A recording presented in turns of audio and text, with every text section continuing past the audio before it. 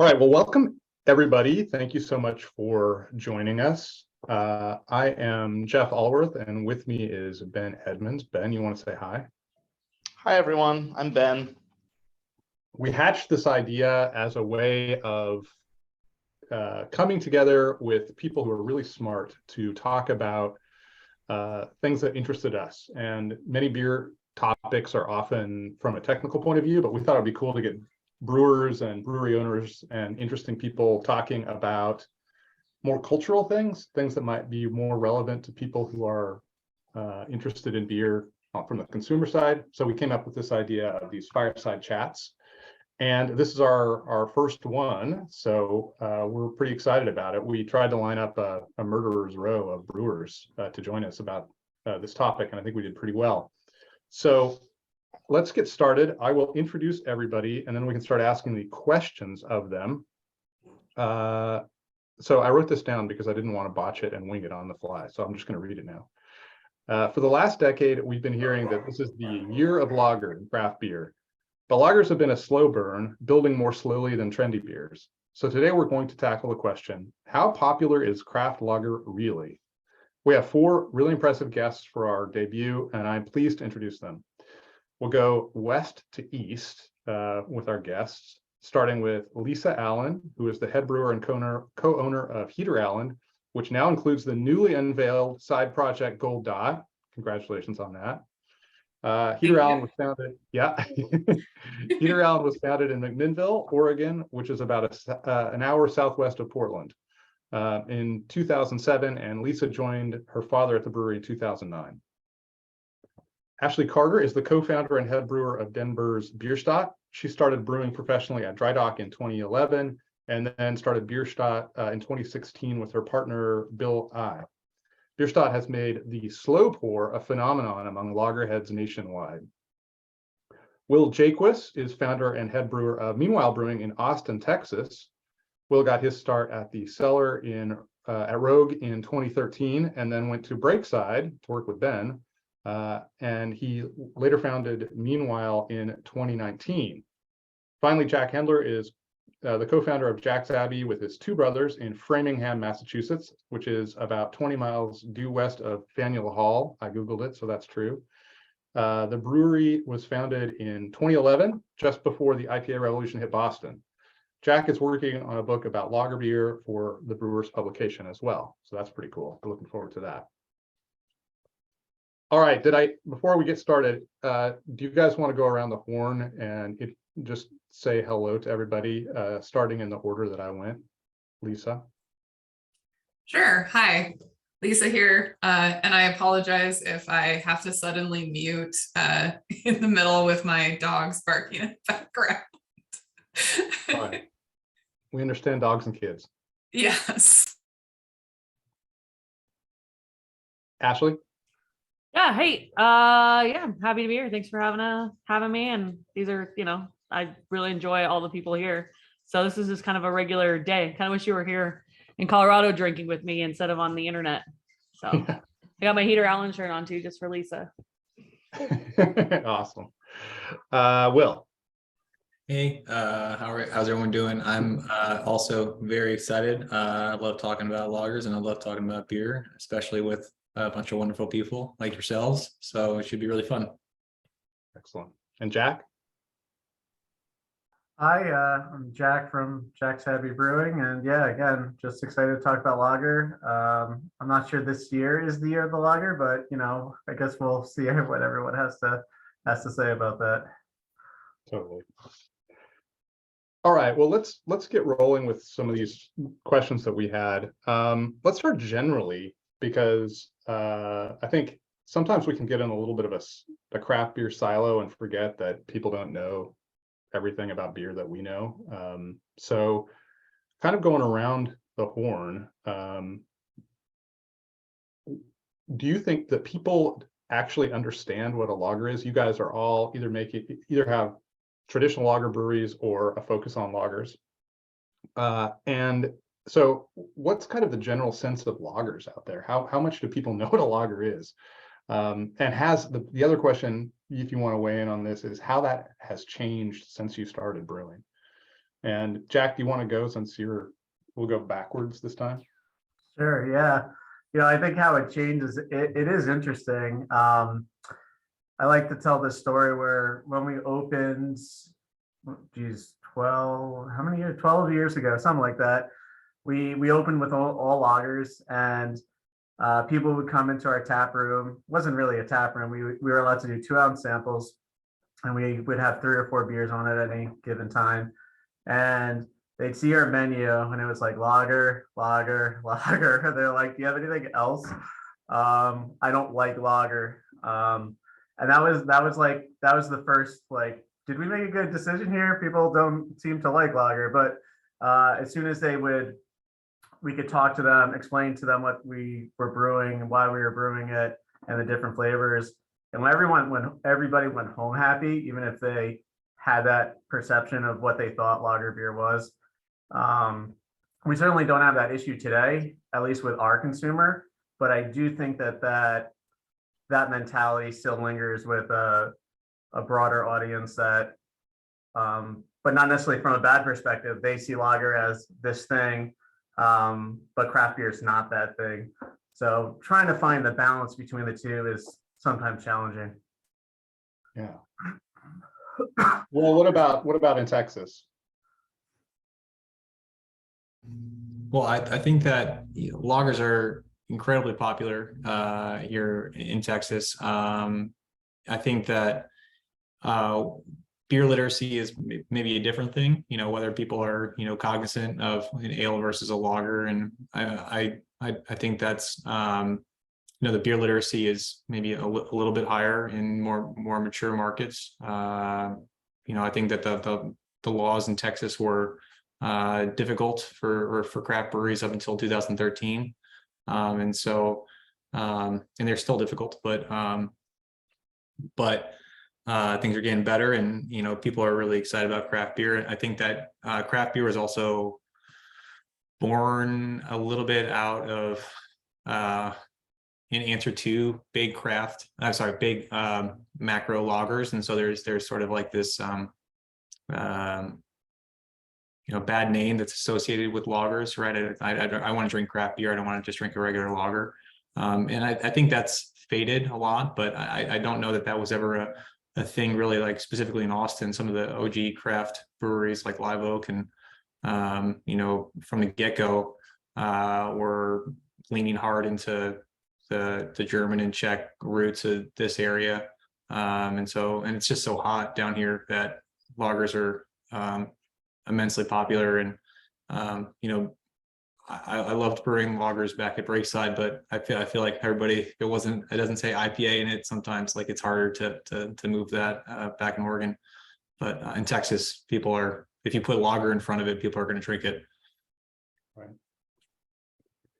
So Ashleigh, what's it like with your brewery and in Denver? What's your experience with that? Do people know the lager? I don't know that I'm a pessimist necessarily, but I think that when you mentioned that about Texas, yeah, it kind of makes sense, but I'm mostly concerned about beer literacy in general. I mean, we are a mature market, and I think, Lisa and I have talked enough about this, that they're a mature market too. And the fact that we don't have, let's forget ale and lager, like that's a bridge, like way, way out there.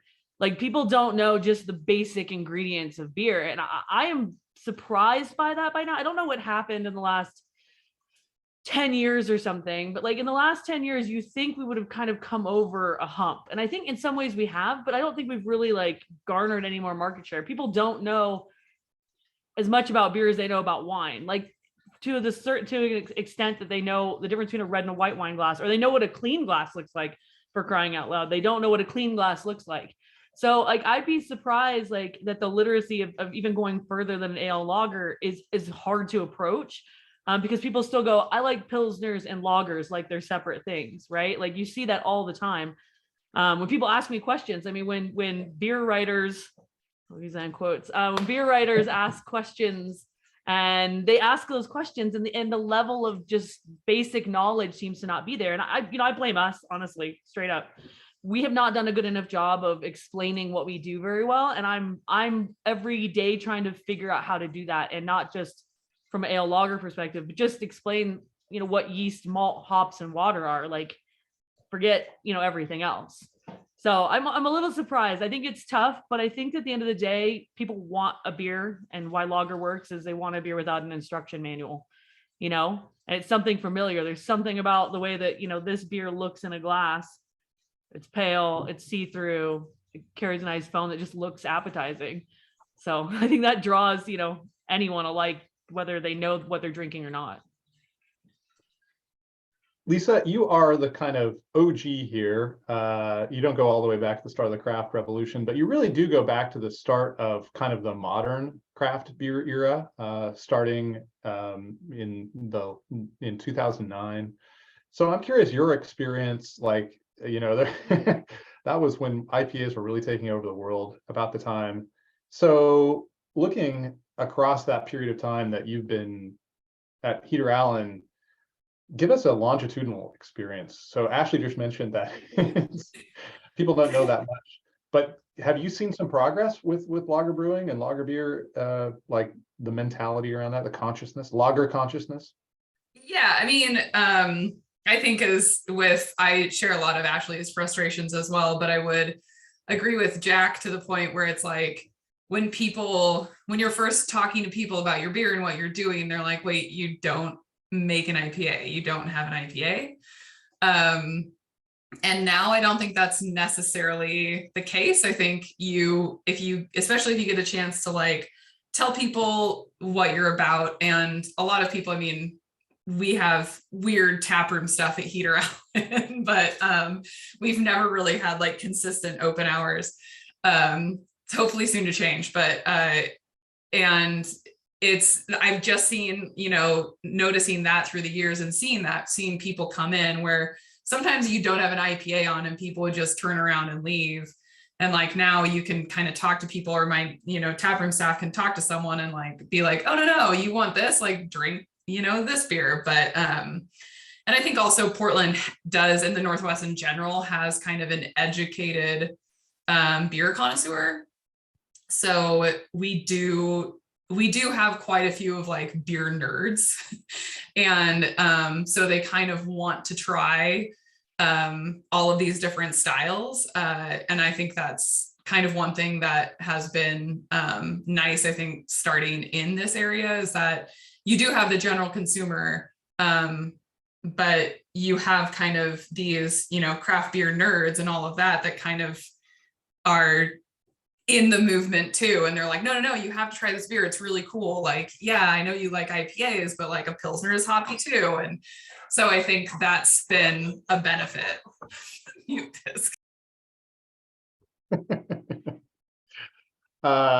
Ben, I think this might be a good opportunity to ask the question that you had about nomenclature. Do you think that might be a good opportunity, since we're sort of touching on that? Yeah, 100%. I mean, this is open question to anyone on the panel. I mean, it's like, what are the terms that you all find are like kind of salient and not? Is Pilsner a salient term? Is Helles? Is lager? And this goes toward the beer literacy question to some degree. It's an interest. I hadn't thought of it framed that way, Will and Ashleigh. It's interesting to hear you all talk about it that direction. But when we just get to kind of like, I think about a lot, like what resonates with people in a meaningful way in terms of from a marketing meets technical knowledge or stylistic knowledge point of view. So what are the things that you find work and don't work in the lager world right now? I think Pilsner is probably the most powerful of those three words. I don't think that people realize that lager is, Pilsners are lagers. And then Helles,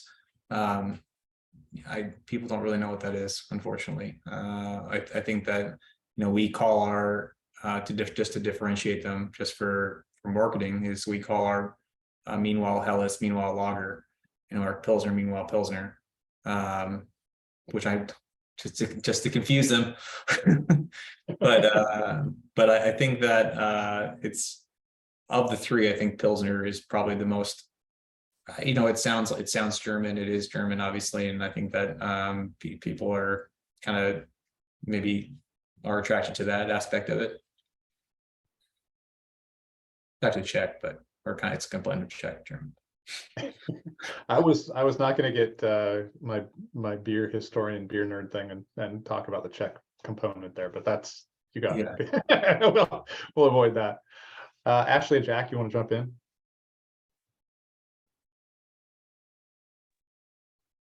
Yeah, I'll go. I mean, Sure. I'm going to be honest with you. I think so little about what we're doing and trying to tell people about it. I'm like consciously bad about it.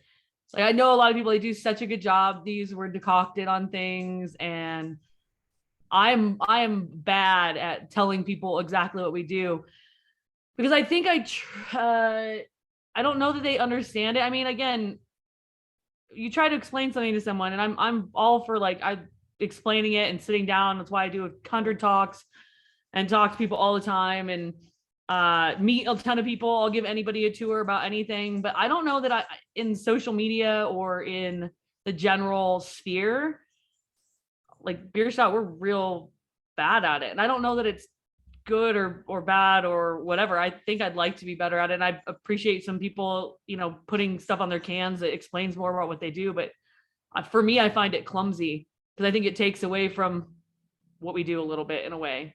I don't know why I think that, but I just feel clumsy at it, trying to explain all the things that we do to make our beer the way that we make it. And I kind of just want to let the thing speak for itself. And again, I make so little amount of beer that I only have to have like 10 people drink it and we're out. But so I'm not trying to sell it to a bunch of people. But I admire people who are better at relaying the things that we do better to the masses. So Jack, picking up on what Ashleigh just said, like, you're making all these different lagers and you coming out with a Märzen or a Schwarzbier or a Tomave, God forbid, no one knows what that is. How do you, I mean, you're making lager beer, so you have to try to distinguish these names somehow for people, but it sounds like maybe people don't know what they are. So how do you tackle that? Yeah, that's a good question. I think historically we've tried to really simplify things and sort of Americanize styles. I'm not sure that's really helped. I think maybe staying true to what the beers were is certainly the direction we're going now. I think that's a better way. There's only so many people who are interested in knowing the nuances of some of these lagers. So just going to the point, we brewed a Dunkel since the brewery opened that we've just always called an amber lager because we were like, no one's going to know what a Dunkel is. And it sounds sort of like unappetizing in English. So we're like, all right, we'll just call it an amber lager. But, now we're going, it is what it is. We know our consumer, and there's actually a growing interest in sort of some new lager styles. Certainly like the Czech styles. I know you're making making fun of Tomave, like who would know that? But I think like those sort of things are getting like unusual like buzz. It's really odd to hear of beer geese getting excited about a lager coming out. Not that they're lining up or anything, but just this idea that there are new beers, there are new styles, there is some real craft flavor profiles that may be obtained by looking into historical styles or to different places that we really haven't pulled inspiration. Most of the lagers probably mainly German inspired, but being able to look to other places to where other lager traditions have also have a long tradition. So I think that there are some interesting things happen. They're very small, but I think it's all positive trends right now. While I have you, Jack, I want to get in a little bit to the regionality of this. I think craft beer is generally pretty nationalized, but I think with this regard, with lagers specifically, of course, I've noticed when I travel around the country, there's kind of a different embrace of that, a different sense of the consciousness. Jack, you are in maybe the most IPA centric place in America right now. It's just I was shocked when I was there last in 2021 how much people are really, really focused on IPAs. Like craft beer is IPA. So how do you, in a marketplace that's focused on this other kind of beer, how do you, cut through that and promote this lager beer? It's a huge challenge. I mean, the only thing we got going for us is like we're one of very few people who brews lager beer, at least on any sort of scale. Yeah, you can go to a lot of breweries or tap rooms, brew pubs, and it could be 90% IPA. That's not unusual around here. IPA is over 50% of the market, craft beer market in this region. So it is a challenge to get over that. And that, that sort of goes to some of that idea of how do you bring interest to, how do you pull people away who are so focused on the IPA. So, we're certainly doing a lot of experiments. We have a pilot brewery now. We do some of that, but the one brand that's our strongest brand and the brand that's growing the most is our Helles. It's house lager.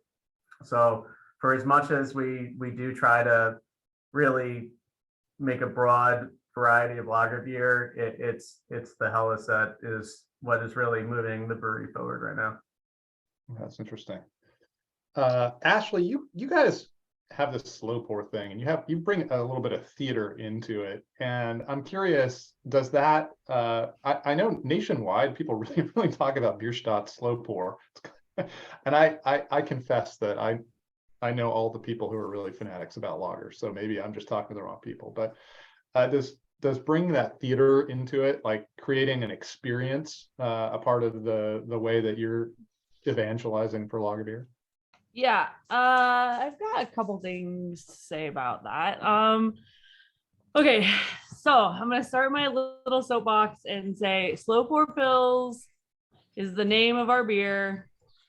I'm so happy people are like doing the thing, because that's what, when Bill and I started this brewery, one of our stated goals was to change the way beer was served in the United States. That was a stated goal that Bill and I had from the very, very beginning. But slow pour pills is the name of the beer. So I'm glad that people are doing the slow pour and pouring things slowly, but please stop naming your beer that. I would appreciate it. Secondly, yeah, you know what? I got to open my own brewery, and I feel extremely fortunate to be able to do that. Some days not as much, but most of the days I feel extremely fortunate to have been able to do that. And part of that is never having to do anything I never wanted to do again. Never having to answer to anyone again, never having to compromise the things that I believe ever again. And one of those things was the way that Bill and I always had enjoyed having our beer poured. We've been to Europe a bunch of times, and part of that theater, of course, is there. It's beautiful the way it looks, everything. But, when we were at a place previous to where we are now, I'd ask the bartenders to pour my beer like that. And at the end of the day, though, that is the experience that I want to give the customers, the same experience I want to have in my brewery. I don't know why more people don't look at, I know a lot of people do, but I think sometimes it's difficult to put yourself in that place and make that place a full extension of who you are. And that includes the way that those beers are served, everything, their name, the way, everything about it is the way that I want my beer served to me. And so why would I not want to give my customers that experience? Also, I love telling people no, and they also love being told no, as many times as they like being told yes. If you are not hated in some way, or somebody disagrees with you, you cannot be loved. You cannot be loved by everybody. So I like that. I like angering a certain group of people. Like, they can go somewhere else. It's for me, it's not for you. And I'm lucky that I love lager and not like rosemary saison or something, I fell in love with a style that's on a 150-year winning streak. So it's not that hard to talk people into it. What are you telling people no about? Yeah, no, you can't have it in a bigger glass. No, you can't have half pour of it. No, you can't have it differently. No, you can't have it without foam. No, this is the way it comes, and this is the only way it comes.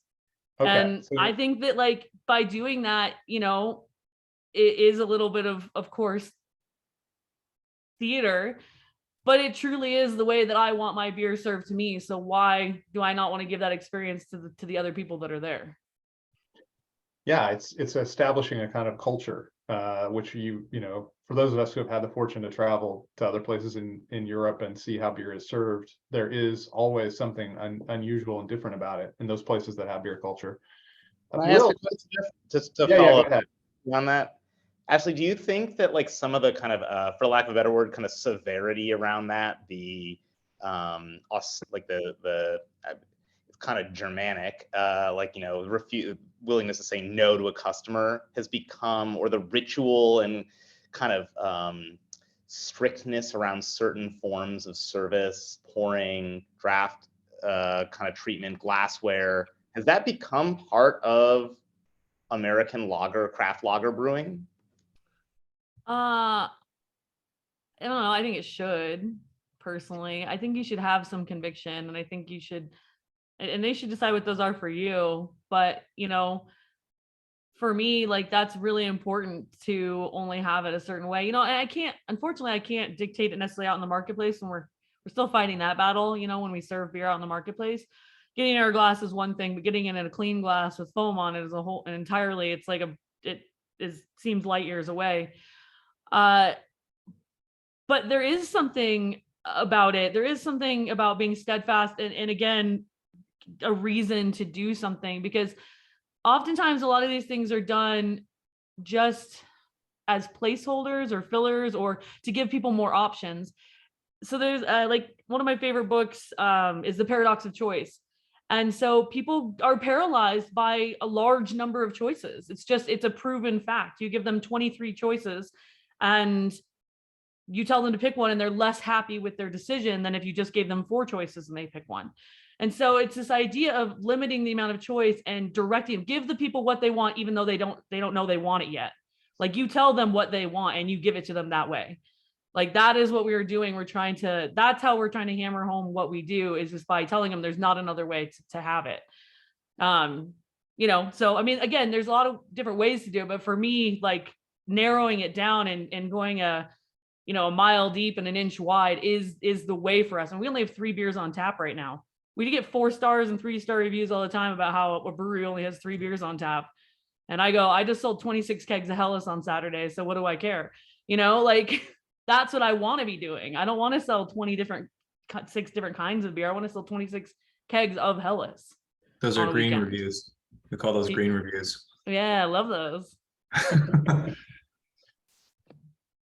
Will, while we have you there, you're kind of in the opposite situation where you're selling IPAs, and I know that people are drinking them because you and I sat at your bar and drank beer last year, 18 months ago or something, and I watched a lot of people drink IPAs. So you're the only representative we have of this kind of, you know, not laser focused on lagers. So at your brewery, you're kind of a microcosm of craft brewing, beer in general. How do you serve both masters? How do you know, Ashleigh said, I know what I'm doing, and you'll like it, or you can go down to the next brewery, which is right down the road.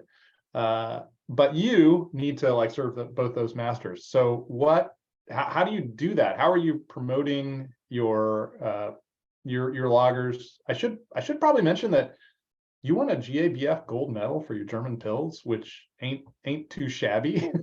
So it's like, you know, you're really interested in this beer style. You're making it very well. Let's not forget your gold medal Helles at World Beer Cup too. There you go. We love making both of those styles. Our director of sales, Connor, is one of my favorite people. He jokes around all the time where it's not too bad for an IPA brewery. Right. So, but yeah, I think that I think that, you know, Pilsners and a lot like craft lagers are the industry beer. You know, I think that when a lot of brewers are off work, they're looking for a really well-made Pilsner. And so it's a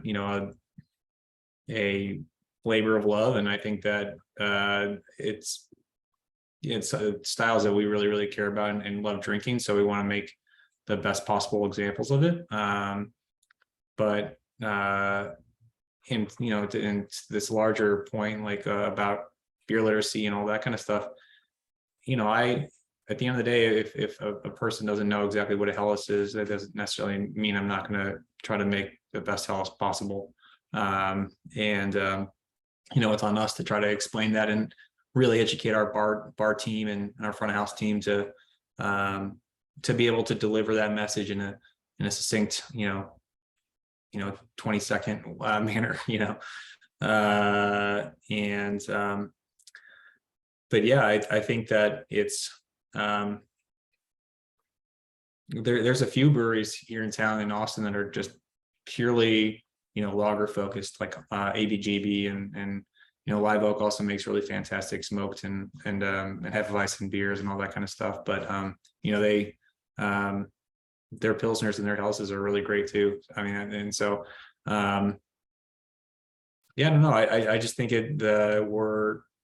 it's styles that we really love and care about at the end of the day. So and we just, if we want to drink good examples of them and serve good examples of them. And how is that going? Like as you're trying to serve all these customers in Austin, are they, there's this, I always talk about the push and pull in craft beer. So you try to push things out there and hope that people go for it, but there's also the pull. So you follow the pull. So how's that going? I mean, lagers do really sell well in Austin, just because it's hot, and I think people are used to seeing them, and we can sell. We're very fortunate. In the winter, we do a monthly lager and Schwartz beers and Dunkels and those single batch. Every month we do a different rotating lager, and those all sell really well. But I think that the confusion a little bit actually in Austin is when you say an IPA, people don't know whether it's going to be hazy or West Coast. And so maybe a lager ends up being a little bit of a safer option in Texas, because they're like, I at least know what this is going to be when I order it. But yeah, that's frustrating for me when I go to a bar and order an IPA and then it comes out hazy, or because I assume that's going to be West Coast. Not that I don't like hazy IPAs, but it's just, when I order an IPA, I expect that to be a West Coast IPA. So yeah, but that's just kind of the market. I mean, if I'm in Massachusetts or Vermont or something like that, I order an IPA, I would expect that to be hazy IPA. So right.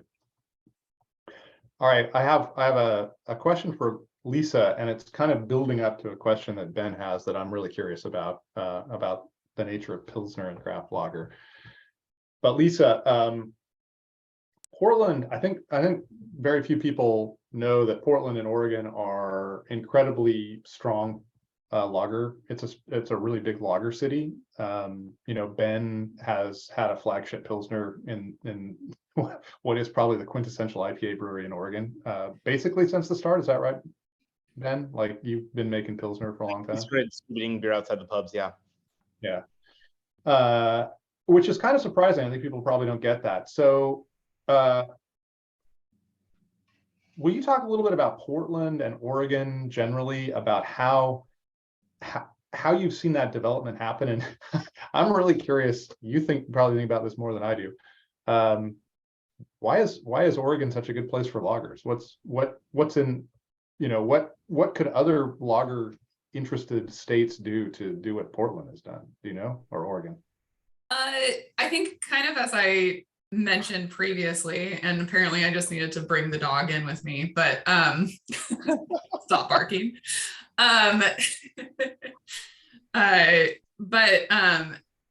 Portland does have like a very educated kind of consumer base, and I think that has helped a lot. Having people that are very not only interested in craft beer, but they're pretty knowledgeable about it. I joke with people that the Portland beer consumer, from what I've seen in my years in the brewing industry, kind of exists like I feel like most people, when they get into craft beer, they'll typically start with IPAs, and then they'll move on to like Belgian beers, Belgian style beers, and then like funky stuff. and then they'll kind of finish out with lagers. And I feel like I've kind of seen that in Portland, where like people were like, obviously, and people are still into IPAs, and Portland, you know, and I think Portland will always be like an IPA town, even though it is like very lager friendly. But I've definitely seen that, like, you know, the very into IPAs moving into kind of Belgian styles, funkier stuff, and now we're kind of into lagers. And so I mean, it's one of those places too where obviously I don't know how it is in other parts of the country, but you go to most bars in Portland and they're going to have 2 beers on tap all the time. One is going to be an IPA and one is going to be a Pilsner. And that's like pretty standard, even at like kind of divey bars. And yeah, it's been kind of a cool thing to see and to have embraced as someone who has you know, Pils as our flagship. You know, and so it's kind of a great thing for us that we're in a Pilsner friendly town. Yeah, I think that answered the question. Did that answer the question? Yeah, one quick follow-up. How long has it been the case that you're going to see those two? I agree. Those 2 tap handles are often, you're going to have a hoppy handle and a lager handle, and it's usually going to be a Pilsner. How long has it been the case that one of those 2 has been a Pilsner? Like it wasn't 2009. That was definitely not the case. No, definitely not. Man, I feel like it kind of started, I want to say like 2014, 2015, maybe, when that started to be the case. Because I mean, Breakside makes a great Pilsner. You have Freem that makes a great Pilsner. And then, you know, breweries since then that have come on board. And so I think you have, you know, in Portland, you have a bunch of great options to choose from. And if, you know, some of these places will have some of your, you know, macro lagers on tap, but a lot of people in Portland, they want to drink local beer. So as the bar owner, if you have someone that comes in, if you only have local beer on tap and you have someone that comes in and they're like, oh, well, I want a Budweiser, you can be like, oh, well, try this Pilsner, whatever craft Pilsner we have on tap. And, you know, it's at least hopefully satisfying for them. Yeah, absolutely. All right. Well, I'll chime in with one thought here real quick. Yeah. I just think that it can't be said enough about how this kind of happened in Portland from my perspective is the fact that book law, like Portland is a very low pay to play town, you know, and the fact that, you know, you're not competing against severely discounted industrial lager kegs from national brewers. If you're producing a Pilsner, to Lisa's point, it's like people were swapping out Coors and Miller taps, Bud taps for Hub Lager, then Breakside Pils, Freem Pils, Heater Allen Pils in this kind of early aughts scenario. And a lot of that just had to be the fact that we had a level playing field, I think, when it came to keg cost. And at a dive bar, and it's funny because we can talk about cost of goods some other time, you know, today is different than 12 years ago, but you know, we were selling those kegs only a couple, you know, $20 more expensive at the end of the day to those bars, and they were willing to take a flyer on that. And because local mattered in Portland, as you know. But I do think that that's sort of this unspoken backstory of the success of lager in Portland, is that you could get something that was plausibly cheap. Interesting. Well, you just mentioned, as you were going through the different examples, different breweries, but you mentioned the same style, Pilsner, and you have a question on that. I'm curious about the answer to that one. So you want to throw that one out for the group? Yeah, and maybe I feel like we haven't heard, Jack, I'm really interested in this from the kind of East Coast perspective. So if you want to chime in first, it'd be awesome. How much is Pilsner fundamentally more popular than other lager styles? And when we're talking about the kind of mass popularity or the interest in craft lager, is it really around Pilsner? And then I know that you already said that Helles is #1 brand for you, so maybe that problematizes it from the get-go. So I'm interested to hear this kind of dynamic between lager, Pilsner, and you know, what really is popular there. Yeah, that's a fair question. That's even like, we distribute basically to the Northeast, so like Philadelphia to Portland, Maine. And each market is very different. We originally didn't have a Pilsner. We introduced that a few years after the Helles. And going back to the original question, what do consumers know? We were really concerned that if we had a Pilsner and a Helles out at the same time, people's minds would be blown, and like, which beer are we gonna? They're the same. So we had a distributor in New York who was really struggling at that time to sell our house lager, and they're like, "This is a Pilsner market. We need you to create a Pilsner for it." And we're like, "Hey, we've been thinking about a Pilsner. This is maybe a great way to do this." So we created the Pilsner recipe, introduced it to New York, and that is our best-selling beer in the New York market. And house lager, while it still sells in New York, it's completely opposite to Massachusetts, where Massachusetts Pilsner does not have the same sort of pull as it does in New York. And I think New York City is such a international city that a lot of German brewers had a lot of influence there for a long time, and people who were familiar with that style of beer, they understood Pilsner, they knew they liked Pilsner. Where Boston lager is what you drink in Boston, and Pilsner was not as understood as a style of beer. So I don't know what it is. I'm sure every state's a little bit different, but certainly just between Boston and New York, there is a pretty big difference between the selling ability of a Pilsner versus just a lager.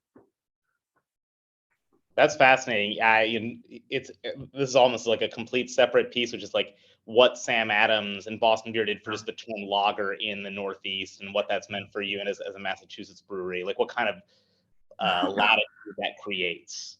Yeah, it's really interesting. It certainly people understood lager when we opened, but the thing that's really tricky now is that we're trying to understand how lager is growing in Massachusetts. We look a lot at like distribution numbers, and the numbers are very skewed right now because Boston Beer has had a very big disruption in their business model, which is skewed highly towards different types of products.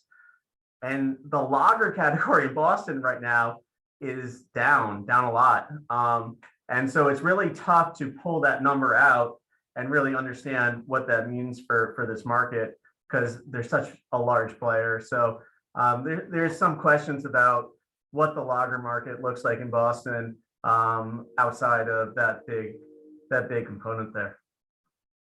Yeah, and potentially there could be some drawback at this point, right, to the term lager if they don't like Boston lager.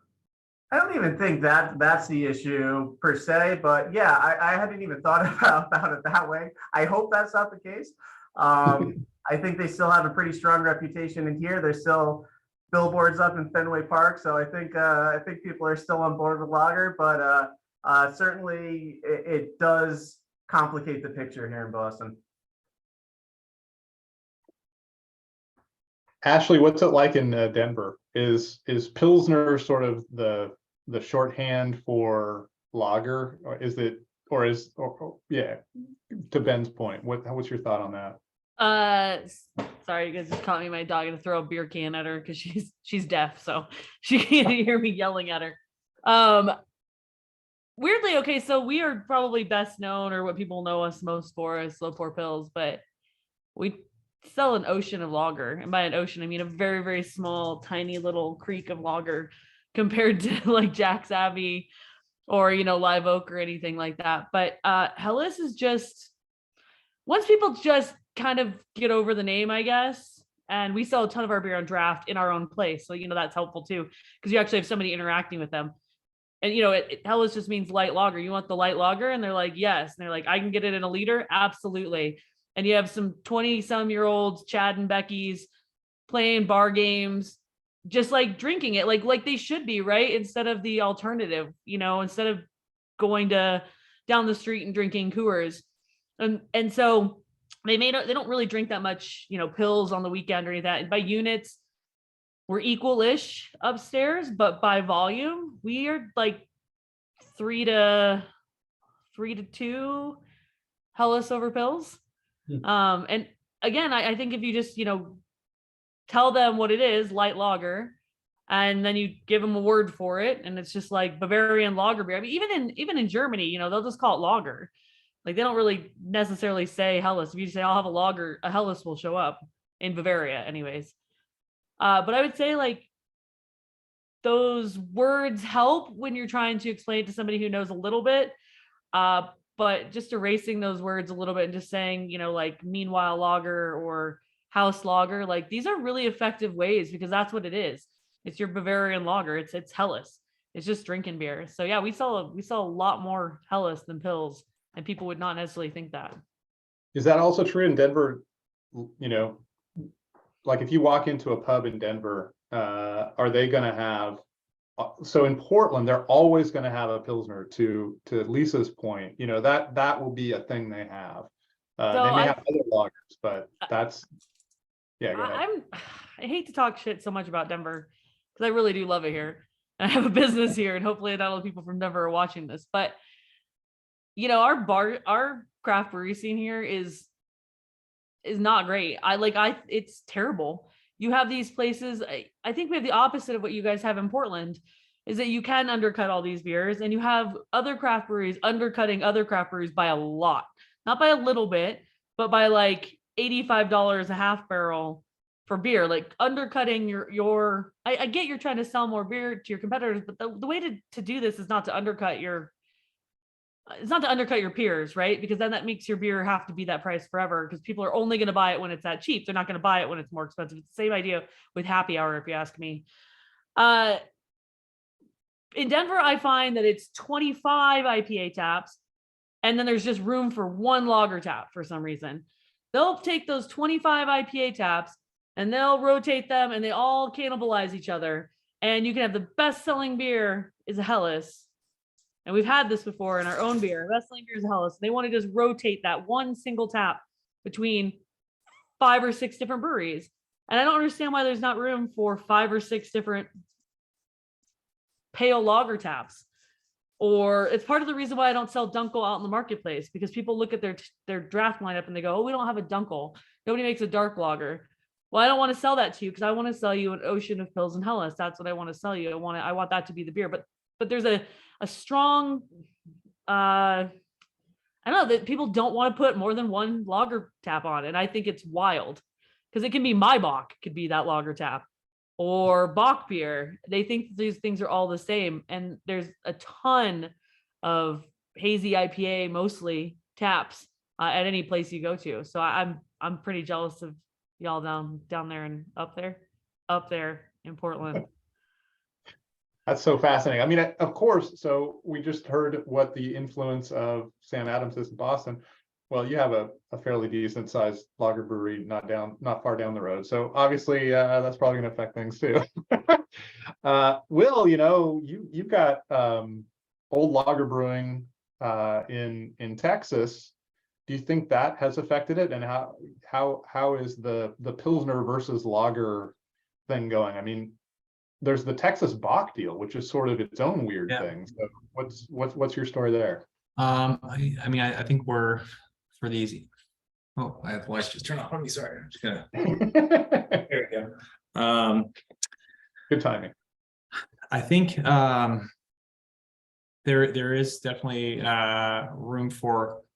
When I walk into these bars and I see like there's blondes and there's there's Carbach blonde and there's 805 and real ale blonde and next to Pilsners and there's a little bit more room for these easier drinking beers, but people are still only putting on maybe one Pilsner, and I don't really see too much more than like one or two. I mean, I don't know if you count like macro. I don't think that as far as crafted, I think you're only going to put like one craft lager, whether it be Helles or something else, and it's usually Pilsner. But I think COVID had a little bit of there's a shrink in just total tap handles available for people. And so I think that also kind of helped discourage people from putting multiple lagers on tap that were craft. But I mean, it's still a very lager friendly town, but when you walk into, it's also a distributor dominated state. So I think when I walk into bars, I don't necessarily, the first thing I notice is like what distributor is talking to the bar here. It's not necessarily, and I walk in there and the whole, it's a multiple blonde ales and macros and pills and a craft pilsner. And that's kind of what I noticed first, as opposed to like, do they have multiple craft lagers on? But it ends up being the craft lagers kind of suffer a little bit, if that makes sense. So one thing I just realized, somehow the meeting got locked, so I only have 11 people. I apologize for that. That was a user error on my part. So that's what's going on with that. Ben, elite, highly elite. Yeah. I'm really glad we're recording this. Ben, you have a really good question about industrial lagers that I think kind of brings us back around to this question of craft lager. And I mean, we could talk about the word craft lager is problematic in a number of ways, but well, it's interesting. Will kind of mentioned this, and you, Jeff, in your response to Ashleigh did about like kind of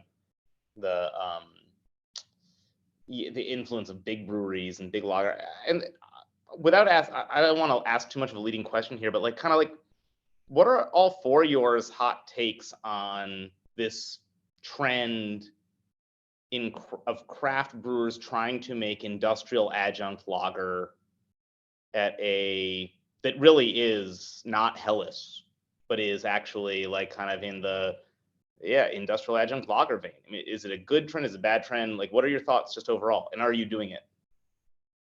We are doing it. We got asked to make a house beer for essentially American premium lager.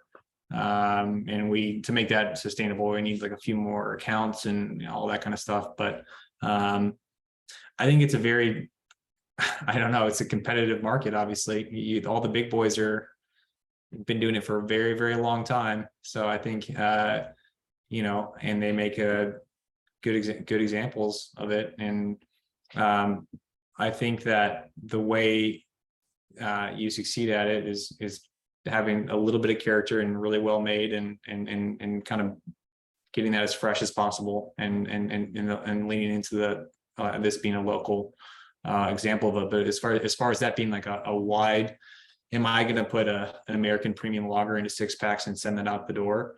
I think that and try to compete.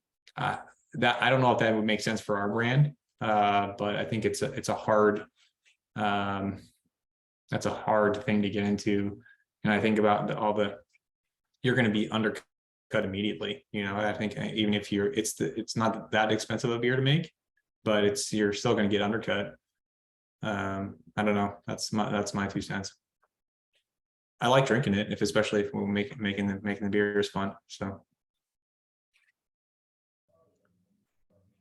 Well, I was just gonna, sorry, I was gonna also respond to that. I think that if you're making it well, and I think that goes for like any lager style, I don't really have an issue with it. I think there's, a lot of people that are doing a craft version of these, of like more of an American macro lager, adjunct lager, and some of them are pretty good. So it's like, and yeah, if you're making it well, then I don't really see an issue with it. But that also is my opinion on all lagers. Make it well, You guys don't make one though. No, we don't. We don't make one. Are you? Never say never, but we probably won't. And why is that? Just because we don't. The amount I think that we would have to, which kind of Will touched on this as well, where the amount you would have to make to kind of make it worthwhile, it's hard to make money on, that's more of the business side, because they still like adjuncts are still pretty expensive. Like they're not, significantly, I mean, they're cheaper than malt, but it's not like, this ridiculous less cheaper than malt thing that you can just, add and supplement and then all of a sudden have, this great product. And they're a pain in the ass to brew with, unless, I mean, you can use the syrups and stuff like that, which makes it a lot easier, but like rice is a very hard medium to brew with, unless if you're doing it from a whole product, because in order to really extract those enzymes and those sugars, you have to boil it. So yeah. So we're running out of time, Ben, and I really like the question that you had about innovation. So maybe we should do that one quickly going out. Do you think we can get people's quick reacts on innovation? Your question on that? You're muted. Yeah, go for it. I'm muted. Well, Ben sent me his questions beforehand, and this was a good one, which we're not going to have a tremendous amount of time to discuss, but he wondered about innovation in the lager beer space. So that could be anything. So from a style level, which is, like we could have talked about this. I really wonder where we're headed with American lager. Like, what does American lager look post-German immigration period? Brewing, what kind of techniques are happening? What kind of ingredients? Marketing, which we've talked a little bit about, but anything like that in terms of innovation, in terms of lager beer. What do you guys see happening? Lisa, you could talk about cold IPA. I don't know. I'll leave that one open though. I mean, I think that, and I think I actually stole this from Kevin, who I think stole it from Will Kemper.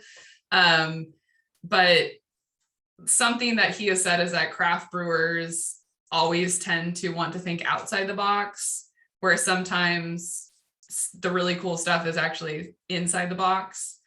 And that's kind of how I try to, when I am innovating and doing and kind of thinking of what I want to do with lager, I'm kind of trying to work with what I have within the box, I guess, is kind of my way of thinking about it.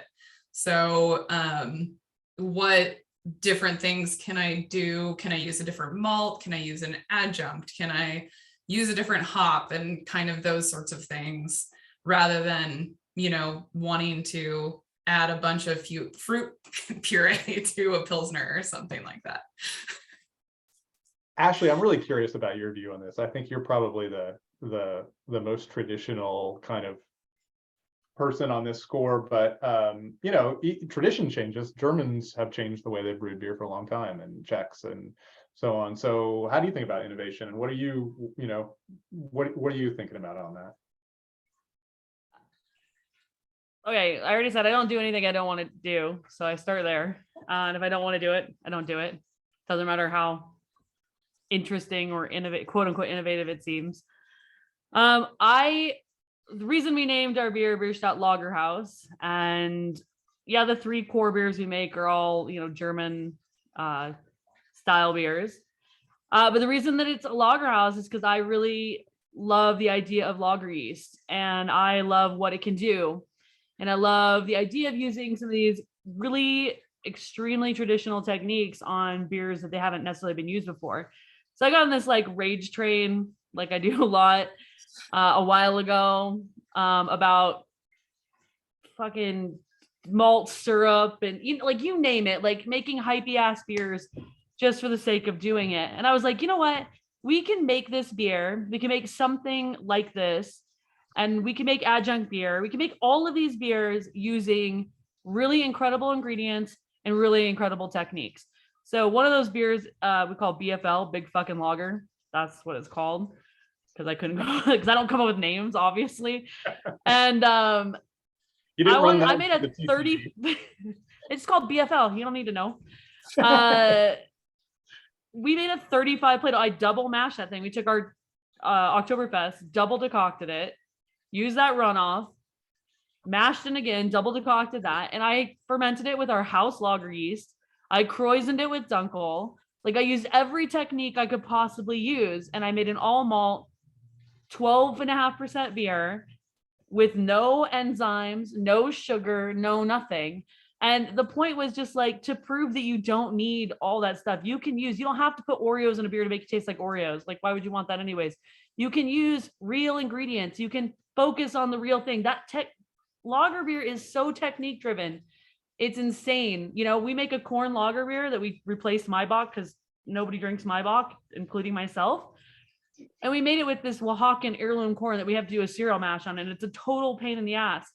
But like we used a real ingredient and we treated it really incredibly. And it's probably the only floated corn lager beer ever made, you know, that's a 10-week beer from start to finish, fermented with our house lager yeast and 6-row, like using incredible ingredients and using this really incredible thing, which is lager yeast, which can be whatever you want it to be. You can ferment it a little bit warm. You can ferment it a little bit cold. You just need to pitch enough healthy cells and you can float it and decoct it and you can do all these wonderful things to it. And these are the techniques that I want to focus on. And that's what lager beer is to me, more than just being pills or Helles or whatever. It is using ingredients that you really care about and using them very smartly and using techniques that apply to those ingredients well. That is a really awesome answer. I'm glad we got to that one. That was worth. But I really wanted to talk about adjunct beer because I got so much to say about that, but I'll save it for another day. So Jack, let's give you the last word. You are writing a book on beer, a lager beer, and I bet you've thought about this. And actually, you also, I know, do innovation within the lager space. So why don't you tell us what you think about innovation and how you've been pondering that as you're working through this book? I know that working through a book really makes you reflect on things more deeply. So you gotta give us what you've been thinking about here. Yeah, it certainly does. One of our chapters that we're writing is sort of the future of lager and some of the innovation that we're seeing. So we've been visiting brewers and talking to brewers across the country and across the world. But I do wonder, like, that this whole chapter we're going to write about future of lager is going to be out of date that by the time it gets printed. We're writing about things that are very on trend right now, like why can't you do what is happening in the ale space with lager yeast? And I think there's some interesting things that are happening that maybe, if nothing else, are changing people's perception of what lager beer is. We've sort of always had that philosophy from the beginning that lager can do everything ale yeast can. Maybe not the best wheat beer with lager yeast, but you certainly can do more than people assume you can. So I don't know what the next, in 2 years when this book, or actually it'll be about a year from now, the book gets printed, what the new trends will be. But my guess is that lager brewers will be doing whatever the next trend in ales is. I don't see any reason why it wouldn't be. People are brewing in wood or fermenting in wood, they're aging in wood, they're cold IPA, obviously. There's some very interesting hopping or Italian pills or whatever you want to call these styles.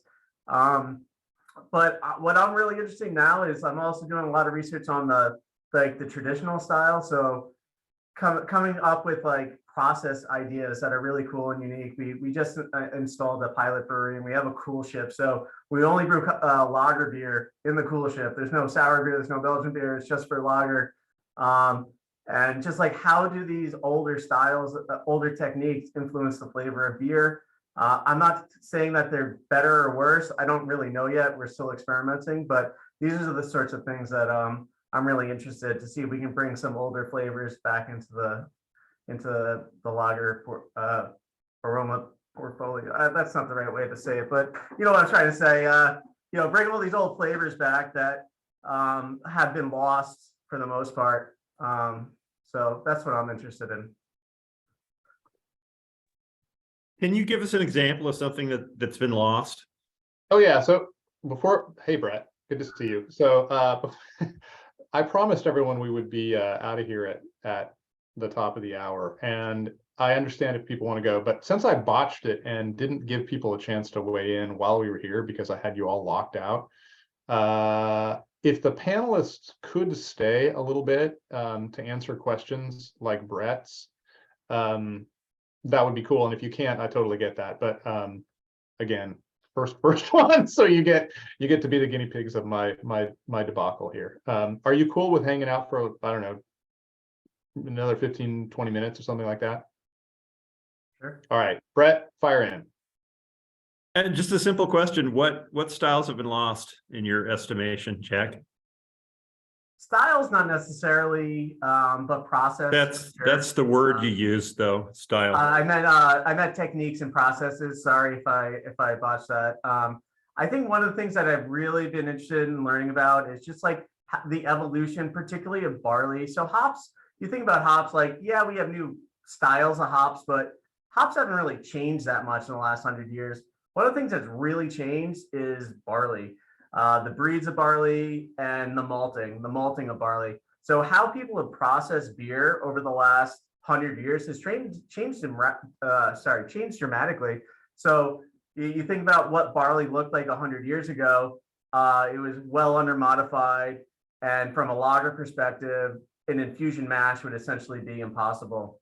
And that's certainly the trend of where lager is going, even in Germany, this trend towards infusion brewing, because the barley has improved so much over the last century. So being able to talk to maltsters both here in the US and in Germany to see what sort of varieties they're growing and what sort of flavor profiles they may use. So one of the interesting varieties I learned about is like Steffi barley, which is very popular for certain traditional brewers in Germany, particularly for their fest beers, because it creates a more intense malt character, which probably isn't appropriate for Helles style beers, but still lends that character that a lot of brewers appreciate for certain styles. So those are the sort of things like, and then like from a technique standpoint, like the cool ship or a lot of the decoction methods that may have been used historically, or the krausening, carbonation, and lagering methods that would have been used that sort of have fallen out of fashion, even in fairly traditional German brewers these days. Can I respectfully disagree about hops? The hops have changed substantially in 100 years, just hugely. The thing that certainly American hops, like if you're talking about Mittelfrüh and Tettnang, I don't know how much. Like certainly there is a change, but you're not talking about night and day changes between Hallertau, Mittelfrüh. The same, you can go to the same farms that have been growing from the same vines for decades at this point. Yeah, I don't want to disagree with everything because we don't know what Czech Zots tasted like 100 years ago in beer because none of us were alive. But that beside that point, I want to say that I think that the biggest change has not been the barley varieties; it's been the malting techniques. I mean, you can use a very pedestrian malt variety and get lovely flavors out of it if you malt it in a particular way. And I just wanted to throw that out. Malt is probably the most impactful flavor component of barley that you use in beer. However, the varieties that were available 100 years ago, even if you malt them today, are not of the same modification that you just simply cannot modify them to the same level as you can modern barley. Can I jump in here for a second, kind of frame this question slightly differently, because I think Brett's question is about modification or about barley varietal, and your point, Jack, is really interesting. How have we gotten to the point where sometimes like we just value, I guess, two things. How much is American craft lager defined by Weyermann malt? And how much is a drive toward inertness? Ashleigh, you use Barca as opposed to anything else. Will, you go with extra pale pills? right? Yes, I You, also think you two are both making intentional choices to kind of sway away from slightly I use Bo. more, yeah, and Lisa uses That's my Bo. base in everything, not just pills. Forgot that one for a sec. Yeah. So like, what's the choice there, and how does that play into Brett's point about, or question about, kind of characterfulness, I guess? Well, for me, I don't necessarily want a ton of character. I mean, it's part of the reason of, again, so I like the idea of marrying these two ideas, like technique and technology. I think sometimes that we are on the sake of technology just for the sake of technology, and the technique for the sake of technique. And I think you kind of need to decide where you fall in that. I think Weyermann malt in general, for what we can get, is the most consistent malt that there is. And to me, consistency is a huge part of what we do. If it turned out that there was something else that were better, I would probably use that. But the problem is consistency. It is just a highly consistent malt for what we do. It behaves the same way. That is a gigantic portion of what we do. But I think the characterfulness, like, okay, so something that we changed in our brew house, for example, I changed it from a direct fire to an external calandria, because I do think there is a characterfulness of a direct fire that I'm not enamored with. Increases aldehydes, increases the way that the beer ages in a way that I'm not necessarily in love with. I think it being great, like straightforward, but I think over time, it doesn't age beer the way that I'd like to. Now, I'm not willing to go so far as to say, though, that I would, mash under CO2 or stop decocting, because that's too much, thermal pressure, thermal energy exposed on a particular, on our beer, right? Because that is part of the thing that makes it characterfulness. So for me specifically, trying to marry these ideas that we know, the old techniques, not losing things just because for the sake of, saving $1, quantifying it, qualifying why we're doing it, and not quantifying why we're doing it. So I think for each individual person or brewery, that question is a little bit different. I don't like some of the more characterful malts. I think of lager in general as the absence of yeast character in general, with the exception of like a struck match kind of flintiness to it that I think it needs in order to be considered German style lager. But it's kind of trying to figure out what these pieces kind of feed into to make the beer that tastes the way you want it to. A decoction to me has a flavor carryover, but I don't necessarily want a direct fire kettle. So these two things are things where I've increased technology in one place and decreased it in another place on purpose. I know that quite answers the question, but it's kind of marrying these two ideas about make the beer the way you want it to taste in a certain way. And also not just doing things for the sake of tradition, for the sake of tradition. I think that's ridiculous too. Or just innovating for the sake of innovation. You should always have a kind of a why or a reason why you're doing it. Yeah, and I think, Ashleigh, we could have a whole panel alone where we said we're not only talk about process, flavors derived from process in lager beer or in ale production, right? But I think, yeah, it's interesting because in lager brewing, oftentimes it is this kind of twinning of malt and process more than anything else. Malts are so modified anymore. There is certain things, right? We can't use a fix 50, 60, 70 anymore. That doesn't make any sense for the way the malts are modified. But there is value in a 55, right? Not staying there too long, so you're ruining proteins for head retention. 62, 71, right? Like, so we can adjust some of these things and not necessarily follow this kind of old school, straightforward 50, 60, 70, or, straight Hotchkirks or whatever it is, because they don't necessarily make sense with the malt we have. But I do think there's value in trying to marry some of those things. It's not value to just strip it of it entirely in a single temperature infusion like the Germans are starting to do. I really don't agree with that, because again, then you're just making a commodity, and I don't know the point of that. The Germans for 20 years have there have been some extraordinary breweries that have switched back and forth between decoction and infusion for the same beers because of energy prices and other factors, and they're getting beer that they're happy with the flavor not being different. So between infusion and decoction. So I just I throw look that at- out there. Oh yeah, I mean, Before- I've looked at it. Before I we go think too that- deeply on this, guys, we should let some other folks weigh in. You guys are going nerdy. Not only are you, not only you're talking about deep process stuff, you've switched to Celsius. So Is there another? I don't know what to wear outside when it's 28, but I damn sure know what 62 is.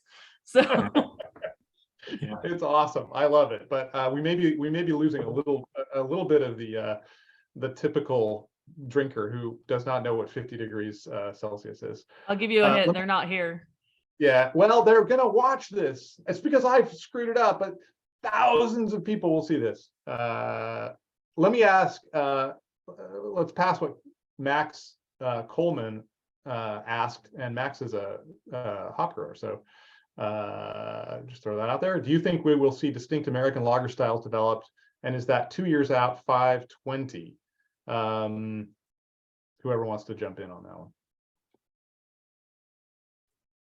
I think it depends on what you mean by like distinct American like craft lager style.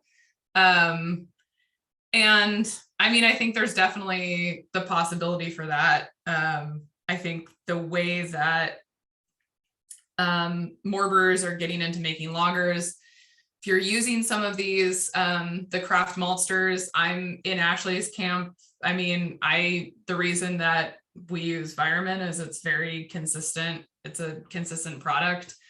But yeah, I mean, I think there very much could be the possibility of that, making something that's more distinct. I always kind of like to say for the beers that we make at Heater Allen, I'm trying to do this in a traditional way, but it's never going to, it's still made in McMinnville, Oregon. So it's going to have the characteristics of that. I'm, using McMinnville water. I'm, probably not getting access to the same hops or the same malt that like brewers in Germany and the Czech Republic are. So, I mean, yeah, I mean, will we have a more distinctive American lager that's like not I think is maybe what this is going towards, is not the like macro lager, the adjunct lager. And I mean, I definitely could see that coming to be a thing. Who knows? I mean, it's always a possibility. That's my hope. So we could have another question, or if someone else wants to weigh in on that one. I think I should weigh in on mute. I'm just trying to stop the great nerdy brewer debate here. Yeah, get it. Actually, I think you guys should have that debate, and we should film that, but maybe at a different time. And we can like have little closed captioning that translates Celsius to Fahrenheit for people and describes what hertz is and all that stuff. Tank geometry and all that good stuff. Yeah, that's right. Let's not even get into the horizontal tank debate. Well, I will say that one thing that I was hoping for as we kind of, Jeff and I developed the idea for these fireside chats, this one and the future ones, is that like, I think it's so easy to bring some like top tier brewers together and get into like the weeds of technical brewing. And I also think it's easy to go to the chattering classes who don't actually make beer and ask for opinions on what's happening in the marketplace. And I thought this would be a cool way if we could, and I think we've done an okay job today until like 3 minutes ago of trying to make these conversations try to be like as non-technical as possible and really about the culture of beer. Because to me, that's really to get world-class brewers' perspectives on the culture of beer apart from what they're doing at the technical level, to me is really interesting. And because that's where it's a space of innovation that doesn't get a lot of attention in the beer world, because most of us don't spend our time on the chat boards talking about what we're doing or what's happening or what our perspectives on happening. So I think that's it's been fascinating to hear what you guys are saying right now. Yeah, and you guys think about beer as a writer. I can weigh in on this and say that you guys think about beer in a way that's has so much more depth than the consumer, because you're not just thinking about the technical aspects, you're thinking about how you're going to serve it, what glassware you're going to serve it in, how you're going to get it into the marketplace, how you're going to market it. It's a very deep kind of immersion that you all have. And I agree with Ben to bring some of that reflection back, off the out of the business and present it to people. You guys are really the people who have the most experience and insight into this. And folks like me, I've loved to sit around and hear you guys reflect on that stuff. And I think we actually, even that last exchange was super fascinating. I just it was almost over my head, and I've spent a lot of time listening to brewers. So yeah, I think we have done great work here, and I really appreciate it. I want to be respectful of everyone's time, and we're kind of getting long here. So why don't we call this a day with my incredible thanks. And to anybody who's watching this in the streaming, I apologize that I blocked you out. And I hope you watch this video. This was a really fascinating discussion. And I want to especially thank Lisa and Ashleigh and Will and Jack for showing up and doing this. And I hope that we can all get together at some point in the future and sit around and drink some lager beer together, because I'd really like that. Do you have any parting words, Ben? Thanks for having me. Thanks for having Thanks us. so much. Speak for the group. Yeah, Good fun. cheers. Excellent. I'm looking forward to lots more arguments. And if anybody wants to use anybody wants to use some barley that was commercially available 100 years ago, get in touch with me. We can probably do a collaboration with some malts from around the turn of the century. So lucky for me, working for ABI, we have every barley in our barley research center in Fort Collins that has been commercially released in the United States for the last 120 years. And we're missing a couple, but you're welcome to talk to me if you want to try some old American varieties. There you go. An invitation going out. I look forward to the collaborations. All right, folks, thank you so much. I'm going to hit stop recording now so that it doesn't do something weird.